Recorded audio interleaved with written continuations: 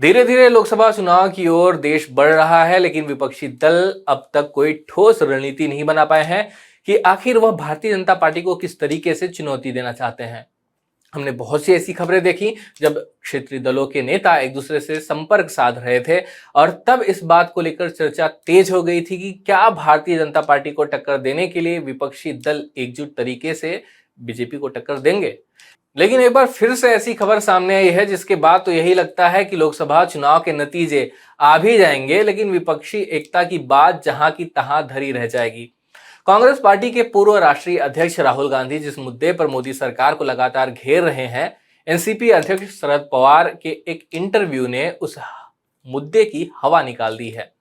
पवार के बयान पर सभी विपक्षी दल हैरत में हैं। पवार का दिया गया बयान विपक्षी एकता के लिए झटका माना जा रहा है, जबकि राहुल गांधी की संसद सदस्यता खत्म होने के बाद विपक्ष एक सुर में सरकार पर हमला कर रहा था।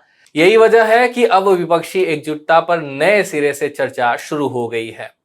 एक टीवी चैनल को दिए एक इंटरव्यू में शरद पवार ने साफ किया कि अडानी मामले की जांच जेपीसी के बजाय सुप्रीम कोर्ट की कमेटी से ही करवाई जानी चाहिए। इंटरव्यू में हिंडनबर्ग की रिपोर्ट का जिक्र करते हुए पवार ने कहा कि विपक्ष ने इसे जरूरत से ज्यादा अहमियत दी। हिंडनबर्ग का नाम हमने सुना नहीं, इस कंपनी के बारे में किसी को ज्यादा पता नहीं, यह बात उन्होंने कही। राहुल गांधी इंडस्ट्रियलिस्ट गौतम अडानी पर सड़क से लेकर सदन तक लगातार हमलावर हैं। अडानी को लेकर हिंडनबर्ग की रिपोर्ट आने के बाद सरकार पर हमले और तेज हुए। विपक्ष इस मामले में जेपीसी जांच की मांग पर अड़ा रहा। लोकसभा में भी बजट सत्र के दौरान उद्यमी गौतम अडानी को लेकर आम आदमी पार्टी और टीएमसी ने भी तीखे तीर छोड़े।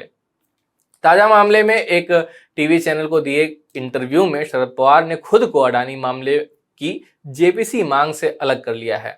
उन्होंने कहा कि ऐसे में कहा जा रहा है कि पूरा विपक्ष एक तरफ और शरद पवार एक तरफ दिखाई दे रहे हैं। विपक्षी खेमे में शरद पवार को पावरफुल लीडर तो माना जाता है। पवार ही कुछ साल पहले महाराष्ट्र में विपरीत विचारधाराओं वाले दलों जैसे शिवसेना और कांग्रेस को साथ लाए और मिलकर सरकार बनाई। यही कारण है कि उम्मीद जताई जा रही थी कि लोकसभा चुनाव के पहले विपक्षी दल की एकजुटता को मजबूत करने में उनका अहम रोल होगा, पर ऐसा होने से पहले ही पूरा समीकरण गड़बड़ाता दिखाई दे रहा है। वैसे भी शायद पवार को लेकर यह भी एक धारणा है कि वे हमेशा अपने लिए विकल्पों को खुला रखते हैं। राजनीतिक जानकार मानते हैं कि अगर उन्हें बीजेपी के साथ जाने का मौका मिला तो वे कांग्रेस के साथ संबंध तोड़कर बीजेपी के साथ भी जा सकते हैं। जनवरी महीने में अडानी पर हिंडनबर्ग की रिपोर्ट आने के बाद सियासी गलियारों पर हंगामा मच गया था। आरोप प्रत्यारोप का दौर शुरू हो गया था। तब कहा जा रहा था कि मुद्दे की कमी की वजह से बिखरी विपक्षी एकता शायद इस वजह से एकजुट हो जाए। विपक्ष को भी बैठे बिठाए इस मुद्दे के जरिए आम जनता तक पहुंचने का हथियार मिल गया है। विपक्षी नेताओं ने बैंकों समेत अन्य फाइनेंशियल संस्थाओं के पैसों को अडानी की कंपनियों में निवेश का आरोप लगाया था, पर शरद पवार का बयान विपक्षी दलों के पूरे अभियान पर पानी फेरता हुआ नजर आ रहा है। शरद पवार के इंटरव्यू के बाद अब विपक्षी दलों में हलचल है। टीएमसी सांसद महुआ मोइत्रा का ट्वीट यही कहता है। उन्होंने ट्वीट कर कहा है कि अडानी के स्वामित्व वाले चैनल ने इंटरव्यू लिया और बताया कि कैसे उन्हें निशाना बनाया जा रहा है। कांग्रेस इसे शरद पवार का निजी बयान बताकर पल्ला झाड़ रही है।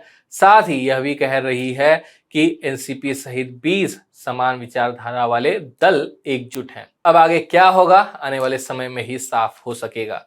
एक और एनसीपी प्रमुख शरद पवार अडानी को लेकर एक अलग ही राप अलाप रहे हैं, वहीं दूसरी ओर कांग्रेस पार्टी के राष्ट्रीय अध्यक्ष मल्लिकार्जुन खड़गे ने एक बयान में कहा है कि विपक्षी एकता को लेकर उन्होंने बिहार के मुख्यमंत्री नीतीश कुमार से बात की है। इसके अलावा वे तमिलनाडु के मुख्यमंत्री एमके स्टालिन और शिवसेना उद्धव ठाकरे गुट के प्रमुख उद्धव ठाकरे से भी उनकी बातचीत हो चुकी है। वहीं गौर करने वाली बात यह भी है कि पिछले महीने कांग्रेस की ओर से विपक्षी एकता पर पहल करने की बात कही गई थी। यहाँ सबसे बड़ा सवाल यही है कि क्या वाकई 2024 के लोकसभा चुनाव में विपक्षी दल साथ आकर बीजेपी को टक्कर देंगे या उनके बीच आपसी मतभेद बीजेपी का काम आसान कर देंगे।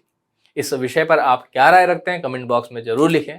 वीडियो यहीं समाप्त होता है। धन्यवाद।